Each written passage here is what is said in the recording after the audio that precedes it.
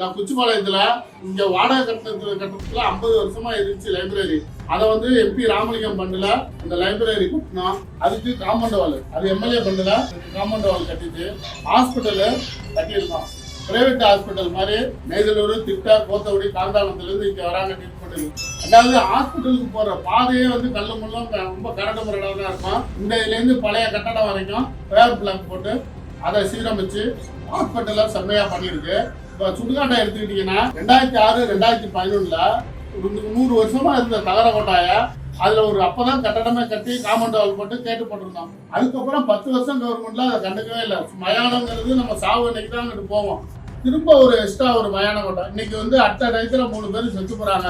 அந்த அளவுக்கு அதே மாதிரி இப்போ பழையபடி கேட்டும் போட்டு காம்பவுண்ட் போட்டு அதை இந்த கழக அரசு வந்து தான் அதை செஞ்சிருக்கான்.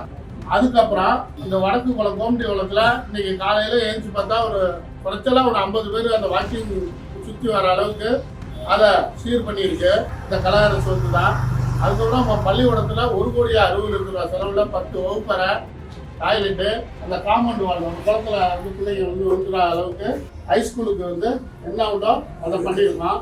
இந்த கட்சிக்கு திமுக எதுக்கு ஓட்டு போடணும்னு கேட்கிறப்ப 10 வருஷம் ஏடிஎம்கே பிரிவில் இங்க என்ன நடந்துச்சு மிளட்டூர்ல, இந்த 5 வருஷத்துல இந்த பொதுநல வந்து நடந்திருக்கு. திராவிட மாடல் முதலமைச்சர் கழக தலைவர் அவர்களின் வேண்டுகோளின்படி தமிழ்நாடு துணை முதலமைச்சர் கழக இளைஞரணி செயலாளர் அவர்களின் வழிகாட்டுதலோடு வாக்குச்சாவடியில் உள்ள பகுதிகளில் திமுக பிரமுகர்கள் மக்களை நேரடியாக சந்தித்து திமுக அரசின் சாதனைகளை எடுத்துரைத்து ஏன் திமுக மீண்டும் ஆட்சிக்கு வர வேண்டும் என்பதை விழிப்புணர்வாக எடுத்து சொல்லி வாக்குகளை சேகரிக்க வேண்டும் என முதல்வர் அறிவுறுத்தியுள்ளார். அந்த அறிவுறுத்தலுக்கு இணங்க தஞ்சாவூர் மாவட்டம் பாபநாசம் சட்டமன்ற தொகுதி அம்மாப்பேட்டை வடக்கு ஒன்றியத்துக்கு உட்பட்ட மலட்டூர் பேரூராட்சியில் நகர தலைவர் திரு பொன்னழகு சீனு அவர்களின் தலைமையில் வாக்குச்சாவடி எண் 179க்கு உட்பட்ட பகுதிகளில் ஊர் மக்களை நேரில் சந்தித்து திமுக ஆட்சியில் அந்தந்த பகுதிகளில் செயல்பட்ட வளர்ச்சி திட்டங்களை மற்றும் சாதனைகளை விளக்கி திமுக அரசுதான் மக்களுக்கு நம்பகமான ஆட்சி, தேவையான வசதிகளையும் நலத்திட்டங்களையும் வழங்கும் அரசு என்பதை மக்களிடம் எடுத்துரைத்தனர். மேலும் திமுக அரசு செய்த சாதனைகள் அடங்கிய துண்டு பிரச்சுரங்களை வீடு வீடாக சென்று வழங்கி